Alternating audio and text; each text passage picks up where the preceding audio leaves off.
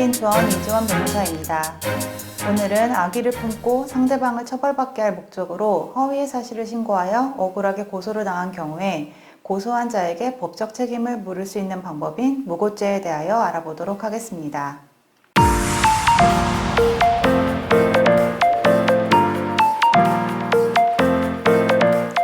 무고죄란 타인으로 하여금 형사처분 또는 징계처분을 받게 할 목적으로 공무소 또는 공무원에 대하여 허위의 사실을 신고함으로써 성립하는 범죄입니다.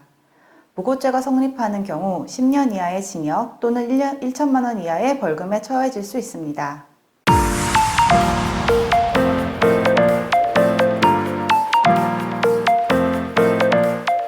무고죄가 성립하기 위해서는 신고자가 허위의 사실을 신고하여야 합니다. 여기서 의미하는 허위의 사실은 객관적 진실에 반하는 사실로 그 신고된 사실로 인하여 상대방이 형사처분이나 징계처분 등을 받게 될 위험이 있는 것을 의미합니다.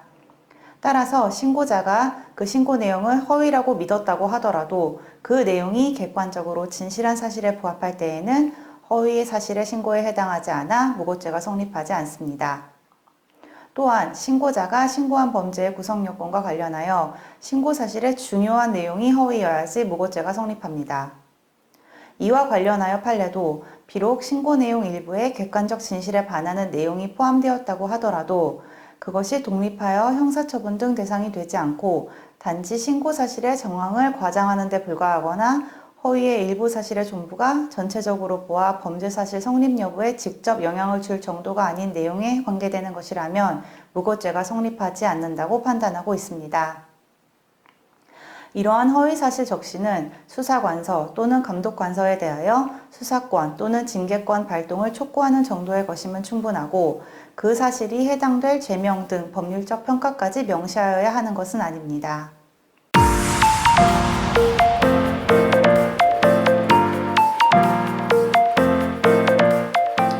무고죄가 성립하기 위해서는 신고한 사실이 객관적 사실에 반하는 허위사실이어야 합니다.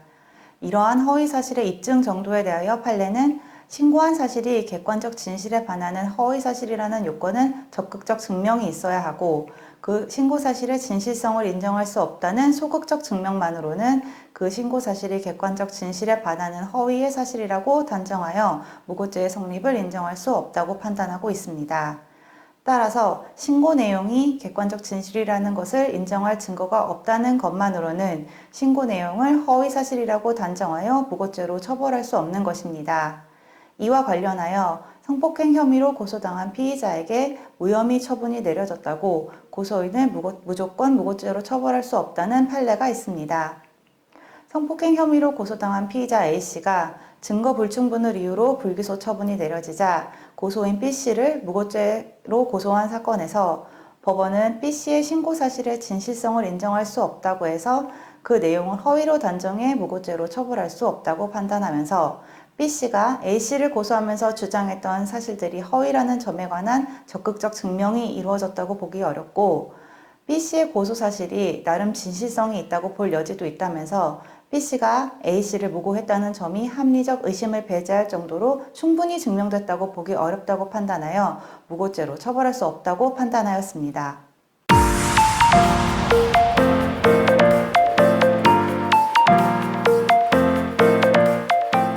무고죄가 성립하기 위해서는 신고자가 허위사실을 신고한다는 점에 대하여 고의가 있어야 합니다.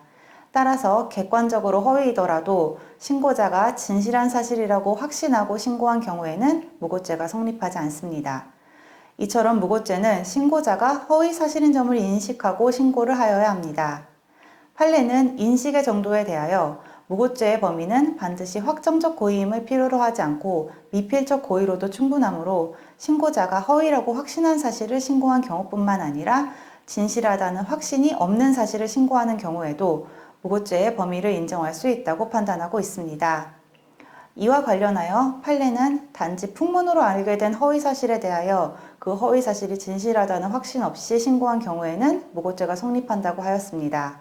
또한 최근 판례 중 약사 A씨가 무자격자인 종업원 B씨로 하여금 불특정 다수 환자들에게 의약품을 판매하도록 지시하거나 실제로 신고자 C씨에게 의약품을 판매하였다는 확정적 표현을 사용하면서 C씨가 국민신문고 홈페이지 게시판에 민원을 제기한 사안에서 신고자 C씨의 주장과 달리 종업원 B씨가 판매하였다는 의약품은 약사 A씨가 운영하는 약국에서 취급하지 않는 제품이었고 약사 A씨가 종업원 B씨에게 불특정 다수의 환자들에게 의약품을 판매하도록 지시하는 것을 전혀 보거나 듣지 못한 것으로 보임에도 마치 신고자 C씨가 직접 확인하고 겪은 사실인 것처럼 적어 신고한 점, 신고자 C씨는 당시 특정 종합감기약을 구입하지 않았음에도 종업원 B씨가 자신에게 특정 종합감기약을 처방하고 판매하였다고 기재한 점 등을 종합하여 볼 때 신고자 C씨의 민원은 객관적 사실관계에 반하는 허위사실이고 미필적으로나마 허위 또는 허위의 가능성을 인식한 무고의 고의가 있었음을 인정하면서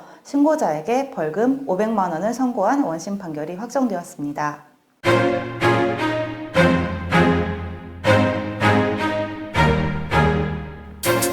지금까지 무고죄가 성립하기 위한 요건에 대하여 알아보았습니다. 감사합니다.